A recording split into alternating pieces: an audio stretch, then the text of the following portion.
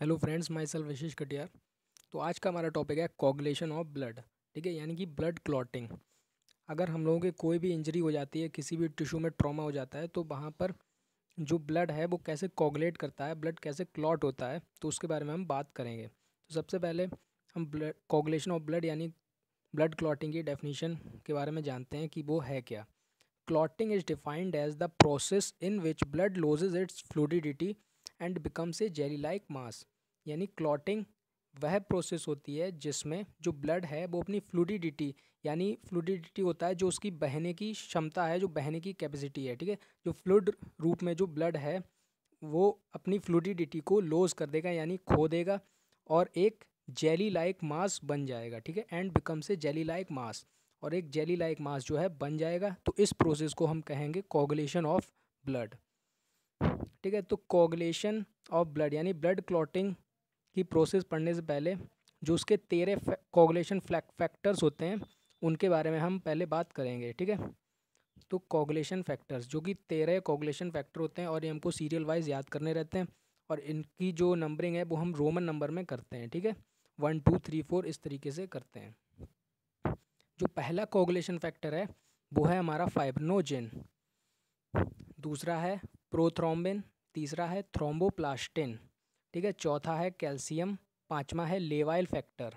ठीक है, और सिक्स जो है presence has not been proved, यानी कि वो प्रेजेंस तो है लेकिन अभी प्रूव्ड नहीं हुआ है। ठीक है, जो सिक्स वाला कोगुलेशन फैक्टर है वो पाया तो जाता है लेकिन वो भी प्रूव नहीं हुआ है कि कौन सा फैक्टर जो है वो सिक्स नंबर का फैक्टर होता है कोगुलेशन में। सातवां है आपका स्टेबल फैक्टर। ठीक है, एट्थ है एंटी हीमोफिलिक फैक्टर, नाइन्थ है आपका क्रिसमस फैक्टर, टेंथ है स्टुअर्ट पावर फैक्टर, इलेवेंथ है प्लाज्मा थ्रोम्बोप्लास्टिन एंटीसीडेंट। ठीक है, और ट्वेल्थ है आपका हेजमैन फैक्टर, और थर्टीनथ है फाइब्रिन स्टेबलाइजिंग फैक्टर। ठीक है, आपके मोस्टली इनमें से जो कोगुलेशन फैक्टर्स हैं वो सब लिवर के द्वारा रिलीज होते हैं मोस्टली। ठीक है, अब इन कोगुलेशन फैक्टर्स को याद करने की हमने एक ट्रिक बना रखी है। ठीक है, जिसको आप लाइन से याद कर सकते हैं क्योंकि ये जो फैक्टर्स हैं वो लाइन से याद करे जाते हैं। ठीक है, तो फाइब्रिनोजेन यानी freshers party today come on let's, फिर यहाँ पर इसको छोड़ देंगे क्योंकि ये प्रूव नहीं है। तो freshers party today come on let's sing and call seniors please have fun. ठीक है, तो जो इनका जो पहला लेटर है उनसे हम इसको याद रख सकते हैं, जैसे एफ से फाइब्रिनोजेन, पी से प्रोथ्रोम्बिन, टी से थ्रोम्बोप्लास्टिन, इस प्रकार से। ठीक है, यानी freshers party today come on let's sing and call seniors please have fun. बस आपको यहाँ पर इतना याद रखना है, जो सिक्स्थ वाला जो फैक्टर है कोगुलेशन वो प्रेजेंट है लेकिन अभी प्रूव्ड नहीं हुआ है। ठीक है, सिक्स्थ वाले कोगुलेशन फैक्टर का कोई भी नाम नहीं पता चला है। तो ये थे आपके 13 कोगुलेशन फैक्टर जो कि 2 नंबर के मार्क्स में पूछे जाते हैं।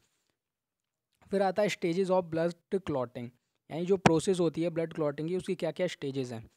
तो उसकी 3 स्टेजेस हैं मेनली, 1 2 3। ठीक है, पहली स्टेज में क्या है, फॉर्मेशन ऑफ प्रोथ्रोम्बिन एक्टिवेटर, यानी पहली स्टेज में जो है प्रोथ्रोम्बिन एक्टिवेटर का फॉर्मेशन होता है। दूसरी स्टेज में conversion of prothrombin into thrombin, यानी जो प्रोथ्रोम्बिन होगा उसका थ्रोम्बिन में कन्वर्जन होगा दूसरी स्टेज में। और थर्ड स्टेज जो होगी उसमें क्या होगा, conversion of fibrinogen into fibrin. Third stage में जो आपका फाइब्रिनोजेन है वो फाइब्रिन में कन्वर्ट हो जाएगा। ठीक है, तो ये 3 स्टेजेस थी आपकी ब्लड क्लॉटिंग की। इसके आगे हम देखते हैं प्रोसेस ऑफ ब्लड क्लॉटिंग। ठीक है, तो प्रोसेस जो है ब्लड क्लॉटिंग की वो 2 प्रकार से होती है, एक आपका है इंट्रिंसिक पाथवे और एक्सट्रिंसिक पाथवे।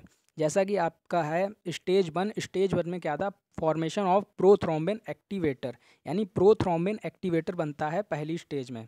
तो वो कैसे बनेगा, आइए सबसे पहले हम देखते हैं इंट्रिंसिक पाथवे। ठीक है, तो इंट्रिंसिक पाथ में जो इंडोथीलियल डैमेज है, मान लीजिए हमारे कोई इंजरी हुई, ठीक है, तो वहाँ पर जो स्किन पर जो इंडोथीलियल लाइनिंग होती है वो डैमेज हो जाती है। ठीक है, और जो कोलेजन होगा वो एक्सपोज हो जाएगा। तो जो इंडोथीलियल डैमेज होगा तो वो क्या करेगा, जो 12th वाला आपका फैक्टर था उसको एक्टिवेट कर देगा। यहाँ पर ए से मतलब है एक्टिवेट। ठीक है, तो जो 12th वाला जो फैक्टर था उसको एक्टिवेट कर देगा, और जो 12th वाला फैक्टर एक्टिवेट हुआ है वो 11th फैक्टर को यहाँ पर एक्टिवेट करने का काम करेगा। ठीक है, यानी 12th एक्टिवेट जो हुआ है उसकी प्रेजेंस में जो 11th वाला फैक्टर है वो एक्टिवेट हो जाएगा, ठीक है। और जो आपका 11th जो एक्टिवेट हुआ है वो 9th फैक्टर को 9th उसको एक्टिवेट कर देगा, ठीक है, in the presence of calcium, ठीक है, कैल्शियम की प्रेजेंस में। फिर जो आपका 9th वाला एक्टिवेट हुआ है वो 10th वाले को 10th ए में कन्वर्ट कर देगा, यानी कि 10th वाले को एक्टिवेट कर देगा 9th जो आपका एक्टिवेट हुआ था in the presence of calcium, ठीक। और फिर जो 10th ए वाला जो 10th एक्टिवेट हुआ है वो थ्रोम्बिन के साथ मिलके 5th फैक्टर की प्रेजेंस में प्रोथ्रोम्बिन एक्टिवेटर बना देगा, ठीक है। और जो आपका यहाँ पर कोलेजन एक्सपोज हुआ था वहाँ से प्लेटलेट्स जो है वहाँ से प्लेटलेट्स निकलेंगी, प्लेटलेट से फॉस्फोलिपिड से जो है प्रोथ्रोम्बिन एक्टिवेटर, ठीक है। उसके बाद में हम देखते हैं एक्सट्रिंसिक पाथवे। एक्सट्रिंसिक पाथवे में मान लीजिए कोई भी टिश्यू में ट्रॉमा हुआ या टिश्यू थ्रोम्बोप्लास्टिन, ठीक है, तो उसमें उससे क्या होगा, जो ग्लाइकोप्रोटीन फॉस्फोलिपिड होगा वो निकलेगा, ठीक है, in the presence of seventh coagulation factor है उसकी प्रेजेंस में जो 10th फैक्टर है वो एक्टिवेट हो जाएगा, ठीक है, in the presence of 7th factor जो 10th वाला फैक्टर है वो एक्टिवेट हो जाएगा। और फिर जो 10th ए वाला फैक्टर है कैल्शियम और 5th फैक्टर की प्रेजेंस में थ्रोम्बिन के साथ मिलके बनाएगा प्रोथ्रोम्बिन एक्टिवेटर, जो कि हमारा जो स्टेज फर्स्ट थी उसमें यही था, फॉर्मेशन ऑफ प्रोथ्रोम्बिन एक्टिवेटर। फिर आती है स्टेज सेकंड। तो स्टेज सेकंड में क्या होता है कि जो प्रोथ्रोम्बिन होता है वो थ्रोम्बिन में बदल जाता है in the presence of prothrombin activator, यानी जो स्टेज 1 में जो प्रोथ्रोम्बिन एक्टिवेटर बना था उसकी प्रेजेंस में प्रोथ्रोम्बिन थ्रोम्बिन में कन्वर्ट हो जाएगा। तो ये थी हमारी स्टेज सेकंड। उसके बाद में आती है स्टेज थर्ड।